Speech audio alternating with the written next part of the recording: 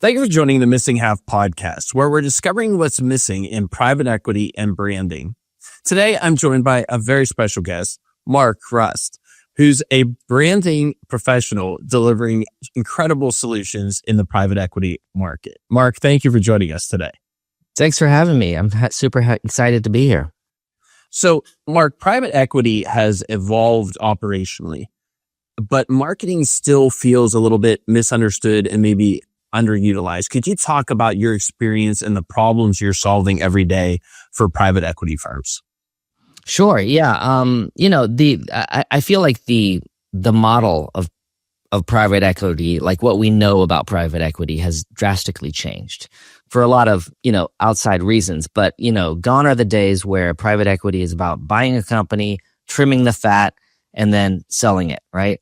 Now it's more about business building and growth and understanding the transformation behind business. And what better company to help you than a marketing firm that specializes in that? Because there's all these little levers that you can pull and push, and just so you can fine tune your brand to your audience and also fine tune it for your business objectives and growth. Ultimately, at the end of the whole transaction and at the end of the period of owning a portfolio company, you can use the power of branding and good messaging and clarity to increase the valuation of that portfolio company. Marc, when you think about the moment that most Portco CEOs or managing partners approach you where they realize they have a branding problem, what does that look like? When they realize it, sometimes it's a little bit late. So there's a little bit of catch up that needs to happen because unfortunately, acquisitions are done under the cloak of secrecy, right? So when you announce that there's an acquisition, it often comes as a big, big surprise. And that surprise has an effect on the culture of a company. It has effect on retention and obviously impacts growth. So, there's a little period of catch up where they're like, well, wait a minute, what we're doing isn't working, or we've got a big problem with the culture of the company. If we do not address this, we're going to have bigger problems, right? So that's when we can come in and look at it and say, hey, wait a minute, you don't have the right alignment internally. And we're going to show you that internal alignment is everything when it comes to business growth. So, Marc, when you look at that equation, do you feel that more of the opportunities you're seeing to increase performance are generated by internal optimization through branding? Or is it as equal or greater that they're looking for better communication to their target markets? Is that the greater driver, or is it simultaneous? Well, I think it's a little bit of both. I mean, traditionally, a marketing guy is going to say, no, it's all about the audience. And it is all about the audience, right? But when you've done an acquisition and you're part of a company that all of a sudden has a new owner, and often that new owner is going to do some big movements, like replace the CEO, for example, or, change the sales team. You really need to work on both sides. You need to have that internal alignment so you can have an external message that's absolutely clear. No, I couldn't agree more. And I think sometimes when we are approached or deal with private equity, their sense is they come to us in a moment of growth stagnation, and they're looking for answers. And usually, not always, but there are often cases where the issue is not lead gen. The issue is brand messaging. The issue is that there is not a clear, concise message of who we are, what we do, who we do it for, how we do it, our culture, how we're going to solve your problems. And if we don't have that dialed in, there's no lead gen program in the world that is going to create sustainable, compounded year-over-year growth that's going to drive ultimately the exit value and the hold period contraction that they're looking for from marketing. So I couldn't agree more. Yeah, absolutely. What are you seeing in private equity that made it an obvious target for you in your career? Because you've had a fantastic career and a lot of experience, but recently, through your agency over the past half decade, you've really dialed in on private equity. What really led you to that moment and seeing that opportunity? Well, gosh, a few things. I mean, including just finding the clients in that space, to tell you the truth. But it's also because I have a pretty good background in finance. I started out in finance, and then I segued into marketing. I mean, I always had a love for marketing and branding for sure. So there's a lot to say, and I think that financial types, I'm sorry to say this, are awful at explaining things, right? So as long as finance is complicated, then there's a reason for marketing to help it be explained correctly. And then, just realizing that we can bring a lot of value to a group where messaging is typically inconsistent, and they typically don't understand that there's value in this world beyond the numbers, beyond the data. There's a value in pivoting a little bit and saying, hey, wait a minute. This is about relationships. All business is about relationships.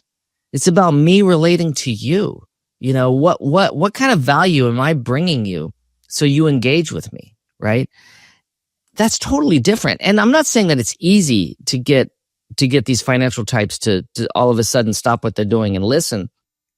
It isn't easy. And you have to kind of prove the ROI.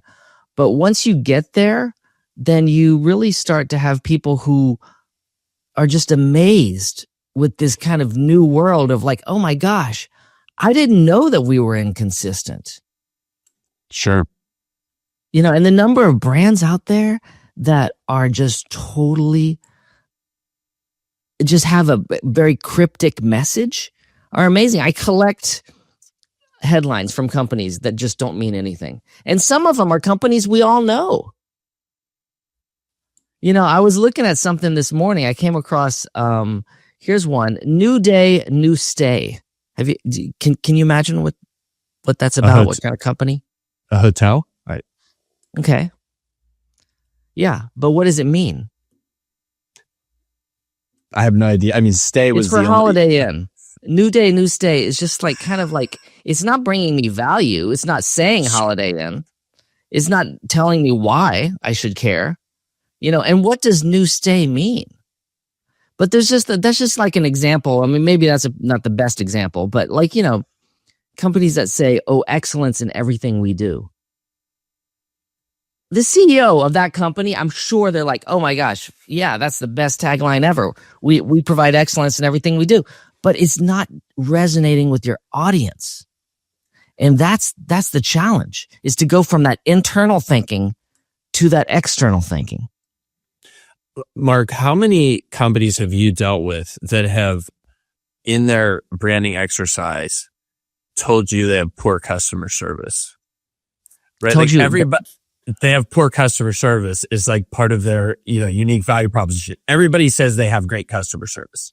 Like I've never talked to a marketing manager, a VP of marketing, a CMO, a CEO, an owner, a founder who said, we really have poor customer service. That's our differentiation. Everybody says they have good customer service, right? Yeah. I would argue for the Holiday Inn that they and all their competitors have folks who are staying.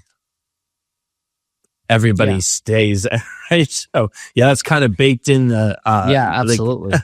But one thing I want to add to that what you said about customer service, I would also add that people don't understand what customer service is. There's so many times where, you go to a store or the post office and they give you the receipt and they say, oh, by the way, at the bottom of the receipt, there's a little survey.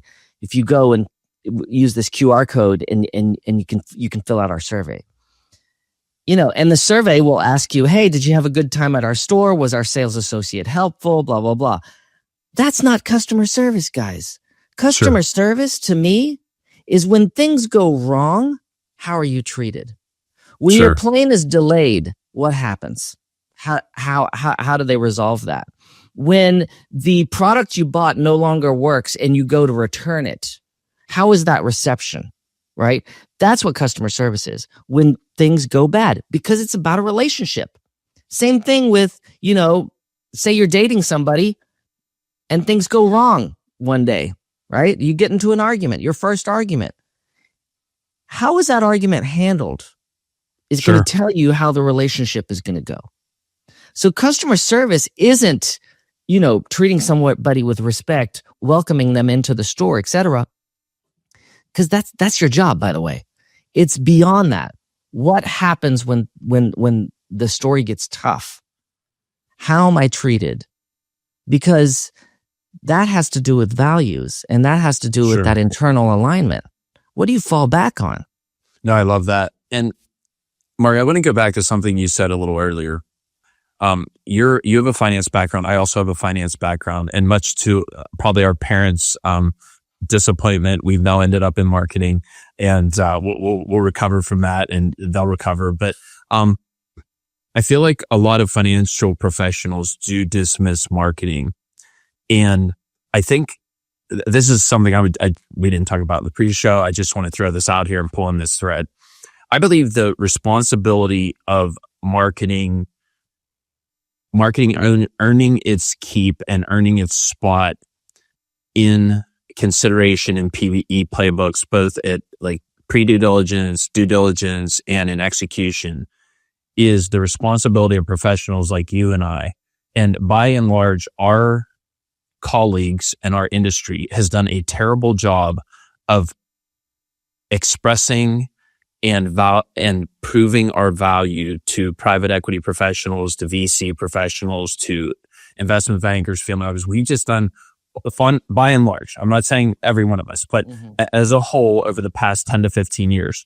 At the same time, I have seen in the past 36 months, the cream rising to the top of professionals such as yourself who have a very clear message, who claim and deliver excellent value, and then have the receipts to prove it, where they have case studies and examples and testimonials of firms they have worked with where they've delivered value, and not alchemy, not magic, but actual calculated return, calculated lift on EBITDA, and calculated lift on exit values.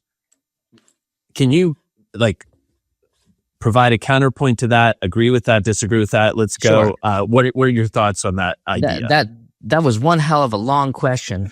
I love it. But I'm going to answer all of it. I mean, first off, for some reason, business leaders equate creativity with risk. That's the number one problem. Okay. And then I think that a lot of branding people out there are using the wrong vocabulary. Okay. It isn't, because your average financial type is going to think that, a branding company, it's about logos and colors. That's really nice. Okay. And I experienced this firsthand when I would go to networking events, and I would introduce myself and I'd say, yeah, hey, I own a branding company. They'd be like, nice to meet you. And then they'd go and talk to somebody else. I think that it's not about logos and colors. It's not about fluffy headlines. It's about business growth, business transformation, understanding how you're going to come up with strategy. And strategy shouldn't be a buzzword. Strategy, let me be clear, is about how do you make the link between your audience needs and your business objectives, and use that kind of terminology rather than logos and colors. It just so happens that you may be using some logos and colors for it, right? But so that's one thing. And I think that the ROI of that needs to be proven. Okay. It has a direct impact on customer acquisition costs. A clearer message is more tangible to people. It has an impact on your revenue growth. You can, with a good brand that looks the part, you can increase the price. You increase the loyalty that you get from your customers. Okay. I mean, we all see it. You go to the supermarket and you can buy milk Well, if you buy the organic milk that comes from a local dairy farm, you're paying 2 or 3 times the price. But you do it for other reasons, right? You do it because Sure. it feels right to you and you identify with that. So the overall organic volume and lead quality that you're getting through branding is better. And those are tangible things. And then it goes into, the intangible things, the intangible ROI, if I can say that, is like brand awareness. How do you calculate brand awareness? You can do surveys and stuff like that, social media listening. I don't know. You get the employee alignment within the company, people starting to spearhead your message and, caring more, really. Sure. Having that internal passion, so important. And then, finally, you get the partner and your investor perception. You're right. These people that believe in you. But one thing I do want to react to in your question, you used the word magic. I think that magic is a big part of it. Because in marketing and branding and using colors and logos and stuff, we do create magic. We've all seen those ads where you see something and you're like, oh my gosh, this is remarkable. It's amazing. Like the guys at Budweiser doing the "What's up" thing. Okay, that's magic because everybody started talking about it instantly. It just took the world by surprise, and it helped. It had a direct link between that ad and sales going through the roof. Okay, I mean that's clear. So there is magic. What is it? I don't know. It's psychosomatic. Sure. We're human. And what I want to do in my effort is that I also want to make people realize that it's about relationship building. And when you talk about a relationship, all of a sudden you're talking about a courtship. How do you do things? How do things feel right? Why do I pick a brand? Why do I pick a company? Why do I pick to work at a particular company? Why am I attracted to this company? It's because I'm identifying with it on a deeper level. And that, magic has a lot to do with that. Why do you like it? I can't tell you why. It's just better. It feels right. So it's part science, part art, Well, Mark, aren't we at a point though that we can, in a lot of ways, prove the science on a consistent basis to de-risk investment by the PE firms, and then we can look for upside potential in the magic. But if we miss the magic, if the magic isn't as spectacular as we hoped, and we don't, catch lightning in a bottle, that we still have the science as a foundation to de-risk the situation and only really look for upside in the magic. Because I can already see responses or comments I'll get. Mark was talking about magic, and that's too creative for us, right? So we have to I think that's important, and I completely agree, because you can have the same negative magic. Whenever Budweiser had the campaign recently that tanked their stock price several $1 billion worth of market cap, right? So you can have the good and the bad. So magic can be right, good or evil. But the good news, I would say, is the science of those two campaigns was similar and did create effect. Right? The good effect and the bad. Either way, they were very effective. The science of those campaigns were effective. It was just one went really well and one went really badly. So no, I agree. I think there is magic to it, and I think that's the creative side. That's the alchemy of our business, that we can kind of push different initiatives, branding, campaigns, etc., over the top. When you think about this, what we're doing and the work we're doing and the value it's providing, how do you see the adoption by private equity firms, managing partners, operators? Do you see them embracing this changing playbook, or how are we really early in this, or are we kind of in the middle maturity of them accepting it, late? Where do you feel we are on the curve of private equity and venture capital accepting this branding and GTM effort as valuable in the conversation? I I think we're in the middle of it. I mean, as long as like, marketing and understanding the history of brands isn't part of an MBA, I don't think people are going to really embrace it as much as I would like them to. But it also takes a different mindset to think that way, right? So, I mean, it's always tough, and the work I do isn't for everybody, right? I'm definitely not looking. My audience is not the guy that's fresh out of school, has an MBA, and thinks he can do everything, or thinks that, oh, I need a new logo or a new branding. I'm just going to go onto Fiverr and I'm going to get that real quickly. Or I've got a cousin that can just do it, or I can do it. It's fine. Sure. That's where branding fails. And the understanding has to be that you have empathy for your audience, and that is a very, very different way of thinking. And it's the other side of like finance and all the reasons why you invest in a company and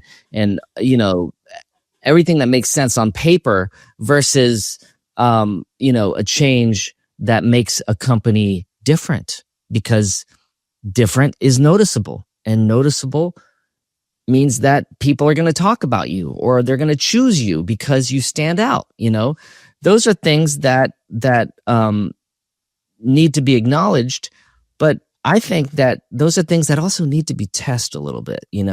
Where branding fails happen is because it wasn't tested, or it might be because people were so afraid of branding that they kind of just dipped their toe in and didn't do anything about it. And we've seen this with, redesigns of, logo redesigns. Sometimes, people have a logo redesign and you're like, wait a minute, that's not a redesign. I don't know, a few years back, Airbnb changed their logo and they barely changed the font. Give me a break, or the Cracker Barrel fiasco that happened. Oh my. I mean, that was a Cracker Barrel. The logo change must have been approved by a board of sorts, right? Sure. But if you're going to do a redesign or you're going to do a change of your logo, then do it. Don't do this half-ass thing where you're just like, well, let's kind of do it. Kind of do it doesn't work, right? Sure. So it's just like, I don't know. You people are afraid of risk, and I don't think that good branding means risk. I think good branding means switching gears and understanding audience needs. There's a story that comes to mind. I was reading this book by Rory Sutherland, and he said that he had a coffee shop in his neighborhood, and it was a coffee shop that was a new coffee shop, sure. And it went out of business. And he a few months later, a new owner came into the same spot, and they set up a coffee shop, and it went out of business again. And then a few months went by, and somebody was back in there doing construction, and he was thinking, "Oh my gosh, I hope it's not a coffee shop because it's not going to work. That's crazy." Right? Everything would tell you, do not put a coffee shop there. The new owners start putting a coffee shop in there. But this time they put benches out front. And they put, parasols and stuff like that and tables. And there was a line around the block for this coffee shop. And the first day. And then they started consistently getting customers, and it was successful. And Sure. his question is, do benches make coffee taste better? The answer is yes. Sure. Benches make coffee taste better. And you have to understand that. And some people will be like, oh, come on, that's ridiculous. It isn't ridiculous. That's what we got to do. It's a very different way of thinking about business. Mark, I think that's so spot on. And I think when we look at the B2B space, there are benches that I was completely wrong about. Mm-hmm. For instance, when we went into COVID, I thought the trade show was dead. Trade shows were dying. Trade shows were on the way out. People didn't want to go. Then we would go into COVID and none occur. And we come out of COVID, I was like, okay, we have Zoom. We aren't traveling as much. It's all going to be Zoom. It's all going to be Microsoft Teams, Google Meets, all that. I would say that parallel to your analogy, trade shows and business travel are the benches of that coffee shop because they are booming. People are traveling. They do not want as much Zoom. They want human contact. They want visits. They want in office. They want off sites. Totally. So I completely see what you're talking about. And we're talking about a very narrow example, but there are benches that companies are missing in their brands that are not going to be developed by AI, that are not going to be spun up with vibe coding, that are not going to be able to be understood without voice of customer research, without A/B testing, and without really understanding the core of a company's brand, and then determining how to express that based on science with good magic, right? That can really change the trajectory.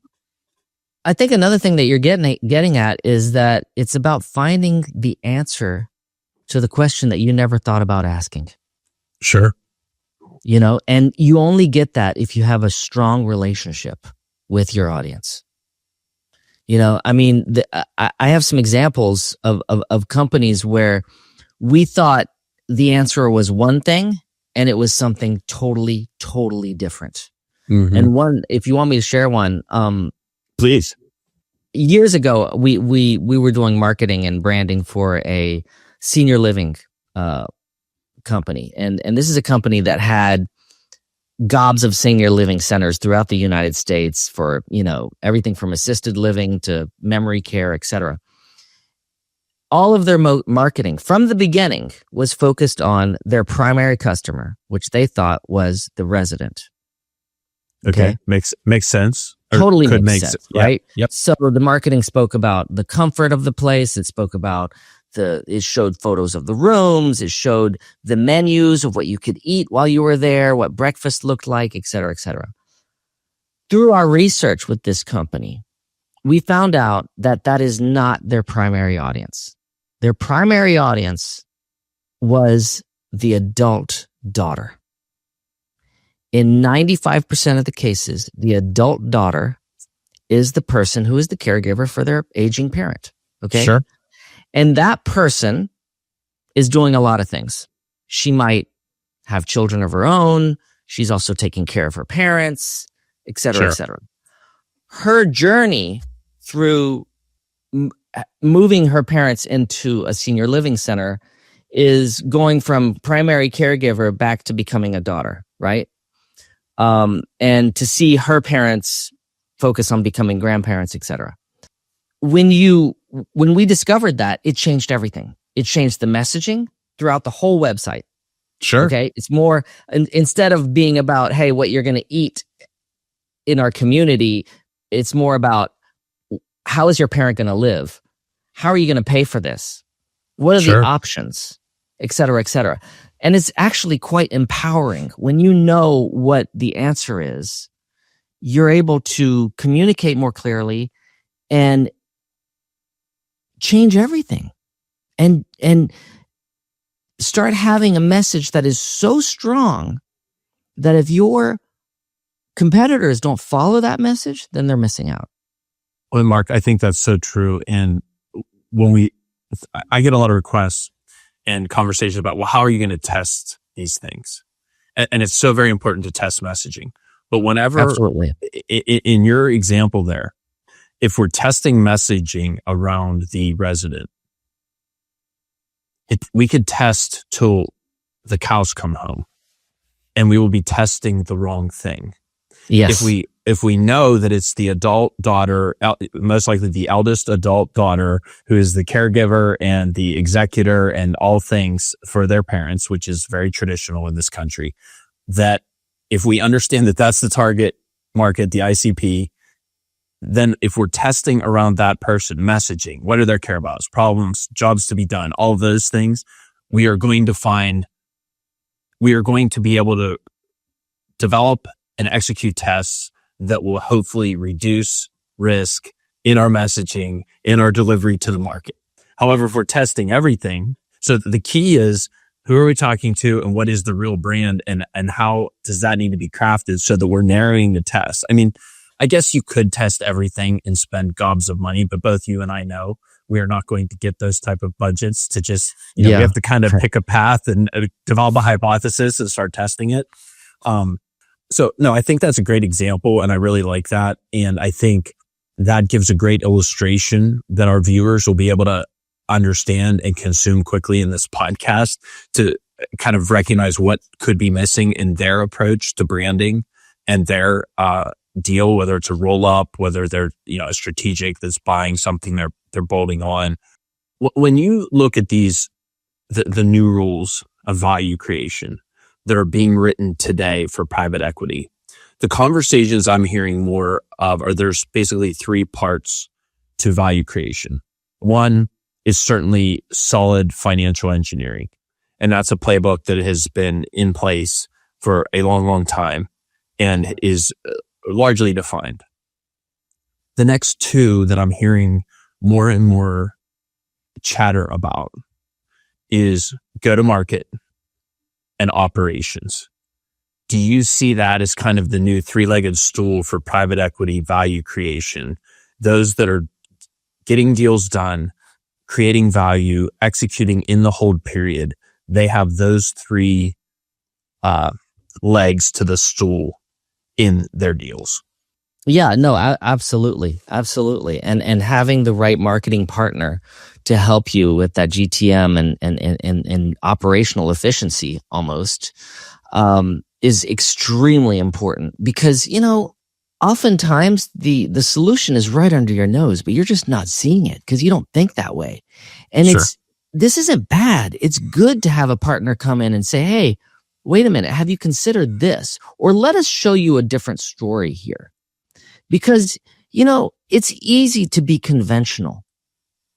Sure. It's easy. Being remarkable is tough, but being remarkable has its perks.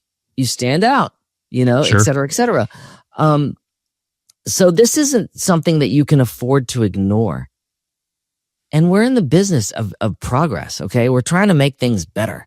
We're trying to find a better platform to step on so we can go a little bit higher, right? And I think that that's what remarkable messaging and strategy and branding can bring, that lift up. I love that. I think that's so appropriate when we think about brand lift is a term that we're aware of that is not really part of the lexicon of of the private equity and venture capital space, but there's certainly brand lift that can occur and directly impact a deal. Marc, you've coined a term. I did some lurking on your socials and that type of thing. You've coined a term, acquisition turbulence. Could you talk about that and why you're passionate about that term and why you feel that's relevant to this space?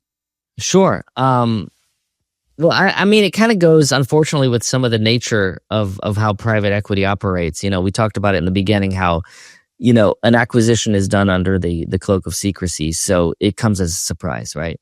Sure. And with that comes turbulence. And we coined the term acquisition turbulence because I like to compare it to turbulence on a plane, Sure. And some people are okay with turbulence, by the way, but others are not so okay with it. And they might be reading a book, watching a movie or whatever. And if there's a little bit of turbulence, they just pray to dear God that this plane is not going to go down. Okay. They experience it in a very personal, different way. Okay. Now, with an acquisition, you can have similar turbulence, believe it or not, Sure. where you're like, oh my gosh, what does this mean for me? What's going to happen? I haven't revamped my resume in years. What should I do? Right? Or somebody might rub them the wrong way. Hey, this new boss, I'm not sure about him. I don't know what to do. Okay. All of these things happen when you're not communicating clearly, when you're not letting people know, hey, here's the roadmap. Here's why we acquired you. Here's why you are an amazing company. Here's Sure. all the reasons to celebrate you guys and say, holy shit, we are so happy that you're part of this new company. We're going to do amazing things together. And here's what it is. That is so often not discussed. And Sure. people are just kind of roaming around, and oftentimes your top talent jumps ship. So Now I've what? seen, oh, sure. Now you're in real big trouble, right? Yeah. And you're no longer even attracting the right people you want to attract because you haven't expressed that internal alignment. You haven't expressed your business objectives. You haven't told them why this is happening. So, Mark, I've seen this a number of times where a company has missed a whole target. Let's say they're in year 3 or 4 and things are not going well. Mm-hmm. Like they aren't going well. And they're treading water. They're not losing money, but like we're not seeing the growth. They've stalled the number of acquisitions. You know, the fund is saying, okay, let's get our house in order before we do another acquisition, before we stack more on this. And if a company hits that bump in the road and they have a strong brand, I've seen them boomerang back more quickly than if they're just out there and they have no foundation. Like everybody is confused. And not only is everybody who's currently on the ship confused, one of the things you talked about, you start turning over talent. And whether that's talent at all layers of the organization. Yeah. And then you have all of a sudden in year 3 or 4, almost a brand new company that is 4 years old, 5 years old. And then certainly whatever they acquired was much older and had history and longevity and, you know, a story that was a brand that was prevalent in the market. And then you have all these new employees and they really have no idea what's going on because there's no center of gravity. There is no canon on which to bounce ideas. Is this consistent with who we are? Well, we don't really know who we are. So we're struggling. Do you see that as one of the dangers of not addressing the brand for internal turbulence reduction, flying around those clouds and finding a better flight plan so that we don't have to fly through that? Yeah, absolutely. Oh my gosh. Yes, absolutely. This is something that needs to be addressed and needs to be looked at. And if you don't, you're making a huge, huge mistake and you won't understand what's happening. I think that, you know, and it's always different, by the way, but when we start with an engagement with a portfolio, let's say a new portfolio company was acquired for a private equity firm, we do a brand audit right off the bat. We try to understand what they stand for today versus what they want to stand for down the road. We help them craft a story, and we do this in the form of a workshop, you know, where we get everybody from, you know, senior leaders to junior team members who really, really care about this company. And you start building on not leading with what they do, which they all know what they do, but rather leading with why it matters. And that's very, very different. And often it's pretty new for companies to experience that, okay? And leading with that why it matters is that now you start crafting a story that's a little bit deeper, that people can identify with on a deeper level. And you can start attracting people for other reasons than, hey, this is what the salary is, right? And I think that this is something that all businesses have to do, not just in the acquisition space. There's a clearly different set of needs between Generation X, Millennials, and Gen Z. Okay. Sure. They are looking for different things, different values, and different ideas that they can relate to. And that has to do with different reasons why you apply for why you work at a certain place, right? So, you know, so that's the first thing. Once we do that, we kind of do this brand book, which is kind of like the overall statement. Okay, hey, here's what we stand for. Here's our values. Here's here's how we talk about it ourselves. Here's our elevator pitch. All that kind of stuff. So you have that alignment. People identify with it, and then you can start developing a narrative that celebrates the company. And from there, you know, there's so many great things that happen. So, Mark, I had a conversation several weeks ago with a founder who had been purchased by a private equity firm who had stayed around as a limited partner for a second bite of the apple. Yeah. And he and I got into a conversation, and I think it was enlightening for both of us because I understood his pain. He said, I don't understand why at this point we are investing in branding. We are investing in marketing and like reimagining this company. And clear as day, I remember he said this, we already know what it is. And I said to him, who is we? He said, well, the founders of the companies that were rolled up, we already know this stuff, like the back of our hand. We can write it down in 5 minutes. And I said, that may be true, but the new operating partner, the Portco CEO, and their team that they brought in does not know this information as well as you did, who had 30 years of experience. And so that's why it needs to be codified. And then it needs to be tested because some of your assumptions will be incorrect. And based on history or past paradigms that have shifted, right? There's changes in the market. And sometimes I think, so it was interesting for me and enlightening for me to see that from the limited partner perspective, from the investor perspective, because they could see some, fatigue, the expenses that are being put into this. But that goes back to an earlier conversation we had about we need to do a better job of communicating why it's valuable at each stage of the deal. But no, I think that's an interesting take. And when you talk about employee retention and attraction and retention, branding is paramount because you are not going to attract young talent without being very clear in your messaging. They are not so desperate for employment as maybe we were when we were coming out of college. Hey, you got a job. Great. You're getting paid, right? Well, there was less questioning. Whereas now everybody has bills to pay, right? But yes, they're desperate for employment for different reasons. Yes. They are desperate for employment, but they want to work with a company that they can identify with. Yes. But, going back to that business owner that you were speaking with a few weeks back, nobody wants to change their company. We're not trying to change the identity of what they stand for and why they exist. No, we're trying to craft a better story that can make sense to their new audiences. Because, by the way, audiences change all the time. There are there are babies being born every single day and new generations are coming up, okay? You need to address that, right? Yes. The messaging is not for you. It's for your buyer. Yes. And that needs to be clear. And that the older CEO who's like, hey, I know what we stand for.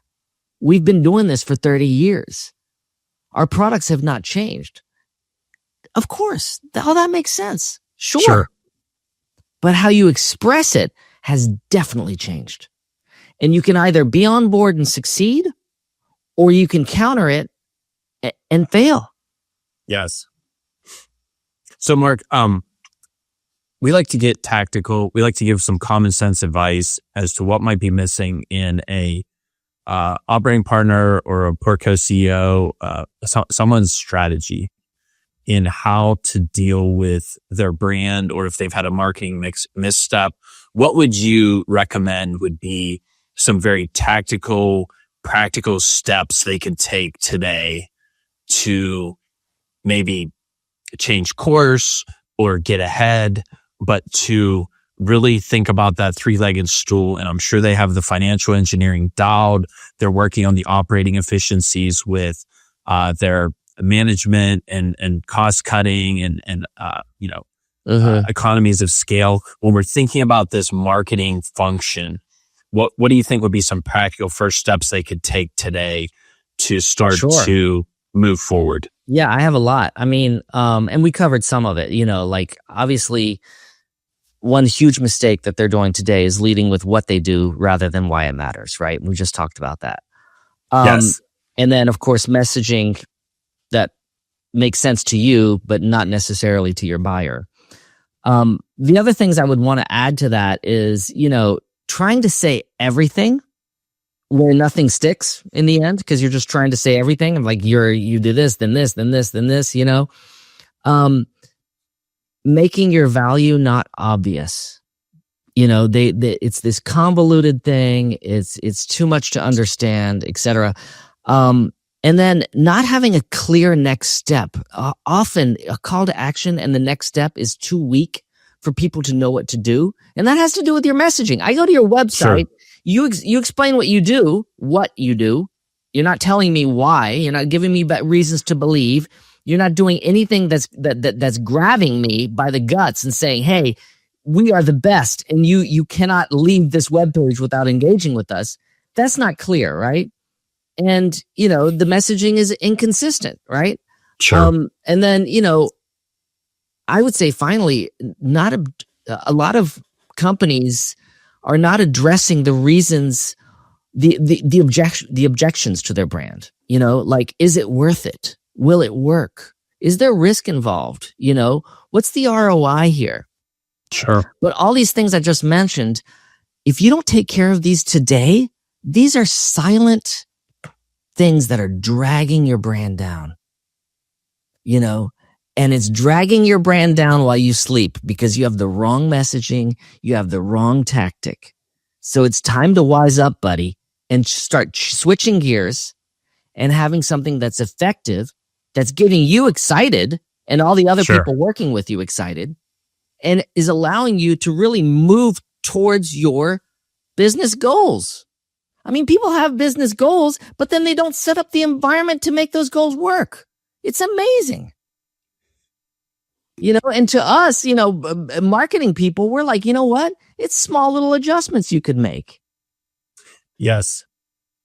Mark, I love that because I think one of the fears that, and I'm realizing this has been missing from my perception and maybe the way I'm communicating, is when you talk about branding and changing the brand, I think the listener on the other end is hearing wholesale changes, millions of dollars of signage and building treatments. And if you have things on vehicles and, down to the dumb things like the little pads and like all of it, right? They're hearing this massive overhaul.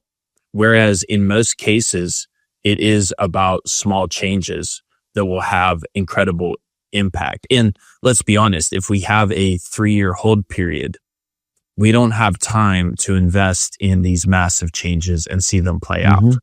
We need to do the smallest items that can have the biggest impact and stack those items as opposed to, Jaguar just redid some type of repackaging of their brand for the automobile.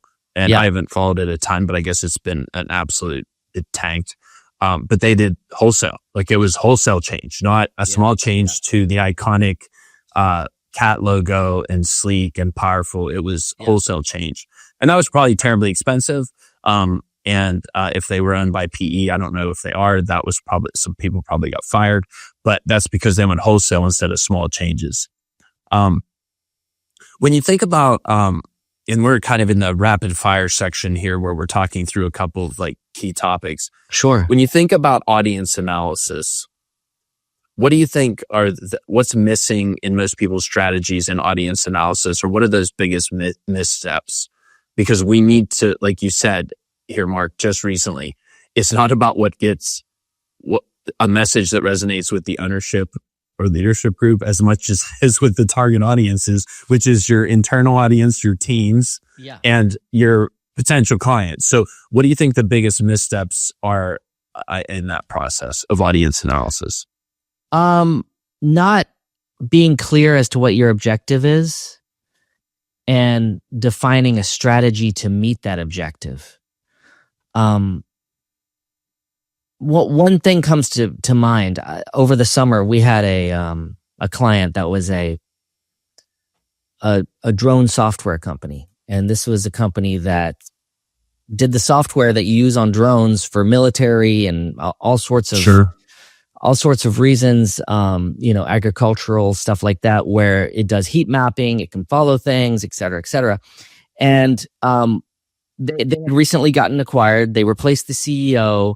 And when we went there and ran some workshops, we quickly realized that there was very little internal alignment, and some of the internal participants said, you know what? we don't want to be viewed as a defense contractor. We don't want to have our software be used to kill people and go to war. Okay? Which is understandable. And there was a lot of pushback. So what do you do?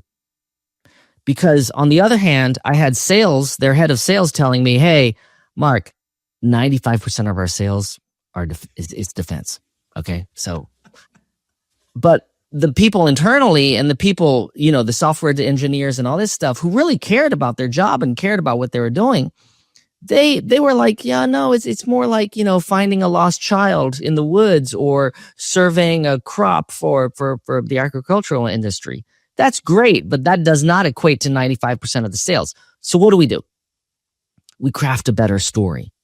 Sure. And the story that we found out was that actually this software used in military with drones allows for less boots on the ground, less soldiers being out there being killed, more tactics, more strategy, better warfare that uses less human beings. Okay. It allows for a reconnaissance and all sorts of great things. And finally, we also discovered that it allowed for their users to be looking at screens less and actually talking to each other more to find out what the right solution was. So that was a better story. That was almost an anti-war story, if you want.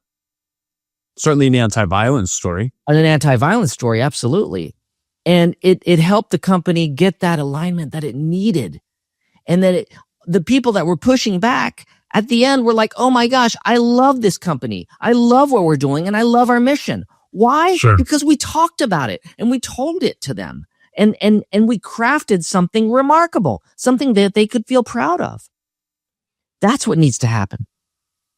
When that subtle shift of violence to deterrence and from tragedy and casualty to precision and reduction in human soldier exposure. And then certainly we've all understood, and this is due to some of the branding you've done and others, that whenever we have these precise munitions, we're targeting the bad guys.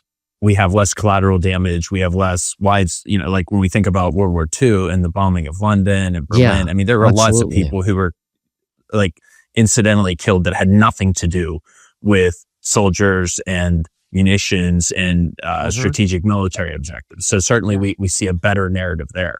No, that's fascinating. So I think this audience analysis is such a key part of the process. Mm-hmm. I feel like you talked about it earlier. There are some folks who, and I think we're seeing this a little bit in the younger generations, and they're making mistakes with this. They come out, they vibe code, they flip something up from chat, they call Fiverr and their cousin, spin up a brand, and boom, we're done. And that great MVP for day one, whenever you have no money and you're just an idea. But as soon as the rubber starts hitting the road and you have a fiduciary responsibility to investors and you actually have to de-risk your bets, probably not the right prescription. You need to do some audience analysis. You need to get professionals involved and you need to execute because you are in a highly risky situation if you're rolling the Fiverr and Upwork dice to craft a brand that's going to drive value. Yeah. No, absolutely. I do want to touch on what you were saying about AI and vibe coding and getting a logo out of thin air or whatever. That sounds pretty easy. And AI is easy at first. And at first it is easy to get a logo done on Fiverr or whatever, right? But there's no quick fixes in life. That is not how business works. Everything worthwhile is actually hard. Yes. There's no easy way out. There's no get rich quick scheme. Okay. Those do not exist. So, if you're relying on AI and relying on quick, easy fixes to things, you're actually creating more commonalities. You're expanding on the most common outcome rather than being remarkable. And remarkable is good business. Remarkable is more sales, et cetera, et cetera. So yeah, if you want to do the easy road and think that that's going to put you ahead, it might put you ahead for the next week or so because you look awesome. You have a full business plan and you vibe coded a new app or something, but it looks the same, you know? Sure. I mean, there's some pretty shocking things when it comes to AI. I have a friend who gets grant proposals, and she has to go through them and help decide which proposals go forward. She told me that 80% of them are made with ChatGPT. And you can start telling when you read the introduction, you read the development of these things, they all kind of sound the same. They use the same vocabulary. They use the same, turn on phrases. And you're like, wait a minute, there's nothing original here. One thing that's clear in business, ingenuity, originality, and initiative, those are things that will always be noticed. No, I love that. And I think this might tie into kind of maybe a closing reflection we have on this conversation is the unique value the private equity operators are trying to drive has to be represented by unique messaging. And it has to be represented by a clear brand that differentiates with that originality, that tenacity, that's je ne sais quoi. I know, Mark, you spend a lot of time in France. So that's yes. Spot on. Well, Mark, I want to give you an opportunity for a closing reflection. And then also we are going to give you, we believe in shameless plugs. We are going to plug your business, your firm, and get your contact, where people can find you. And then obviously all of that, Isaac and Johanna and Manuel and the team will put all that in the show notes. They'll put it everywhere we link this, everywhere we post this. You will have access to Mark and his team. So first, closing reflection, Mark, and then let's go into shameless plug. Sure. Well, the closing thing, I mean, if you're getting one thing from this is that clarity is not a luxury in private equity. It's a lever, and you need to pull it and pull that lever early on, okay? And get things moving, all right? Because, your brand is already telling a story. But is that story aligned with what you need it to be aligned with, right? It's not fluff. This isn't nice to haves. It's the central operating system for your portfolio company. It keeps you from having 12 different versions of your sales pitch out there, or 12 different definitions of what you stand for. You need this. Don't screw this up. Honestly, I mean, this is time to wise up, be super clear. Don't be clever and using your business jargon and all that stuff. Be clear and do it. Mark, I love that. I think that's sound advice. I can already see the reels and the shorts being clipped from that closing reflection. That's amazing. That was spot on. So that's great. Well, Mark, let's transition here into a plug about you and your firm, where people can contact you. Maybe a quick elevator pitch about your ideal client, so people really understand when they should reach out to you and your team. So obviously we have our website, consequentlycreative.com. You can reach us there. I am personally on just Google my name. It's Mark with a C, M-A-R-C, last name R-U-S-T. And then beyond that, we're pretty active on LinkedIn and Instagram, where you can see videos of us talking about stuff. And we're available. We're here, and we really want to make some remarkable changes. Mark, thank you so much. This has been just a fantastic conversation about branding and private equity and how we can make an impact. We can be a lever that can be pulled to de-risk investments and improve EBITDA and exit multiples. So, Mark, thank you so much for joining us today. You're welcome. Thank you so much for having me, Bill. This has really been great. I hope you found it honest and informative. Yes, it's been my pleasure and certainly helped me see some things that are missing in my perspective and approach. And I always value those learnings. Thanks. Thank you for joining the Missing Half podcast, where today we're discovering what's missing in private equity and branding. Like, share, subscribe. Have a great day.